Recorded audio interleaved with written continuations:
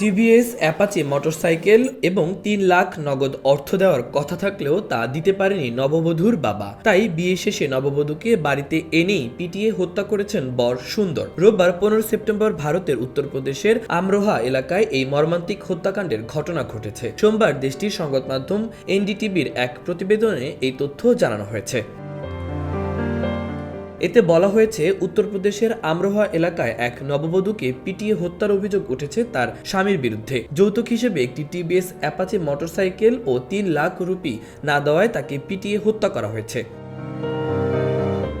NDTV বলছে, ২ বছর আগে আমরোহার বাসিন্দা মিনা নামের এক তরুণীকে বিয়ে করেন বাইখেদা গ্রামের তরুণ সুন্দর। তখন থেকেই শ্বশুরবাড়ির লোকজনের প্রতি যৌতুকের জন্য চাপ দিয়ে আসছিলেন তিনি।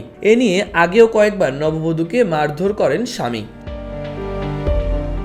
বিয়ের পর থেকেই সোহারকায় বাবার বাড়িতেই থাকতেন নববধূ মিনা। নববধূর পরিবারের এক সদস্য বলেন, সুন্দর প্রত্যেক দিন তার শ্বশুরবাড়িতে আসতেন এবং সেখানেই খাবার খেতেন। রোববার রাতেও শ্বশুরবাড়িতে যান সুন্দর এবং নববধূকে নিজ বাড়িতে নিয়ে আসেন তিনি। বাড়িতে আনার পরই নববধূর সাথে যৌতুক নিয়ে কথা কাটাকাটি হয়। যৌতুকের দাবি মেটাতে না পারায় স্ত্রীকে লাঠি দিয়ে বেধড়ক মারপিট করেন সুন্দর। এক পর্যায়ে নববধূকে শ্বাসরোধ করে হত্যার পর বাড়ি থেকে পালিয়ে যান তিনি।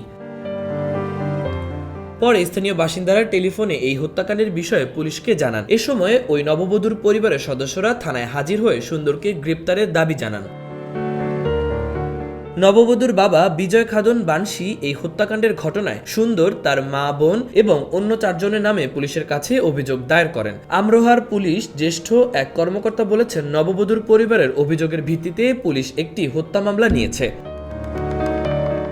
পরে ঘটনাস্থলে পৌঁছে পুলিশ লাশ উদ্ধার করে ময়নাতদন্তের জন্য হাসপাতালে পাঠিয়ে দিয়েছেন। অভিযুক্ত যুবককে ধরতে পুলিশের অভিযান চলছে বলে জানিয়েছেন ওই কর্মকর্তা। মাহবুবুর রহমান ইমন, খবর সংযোগ।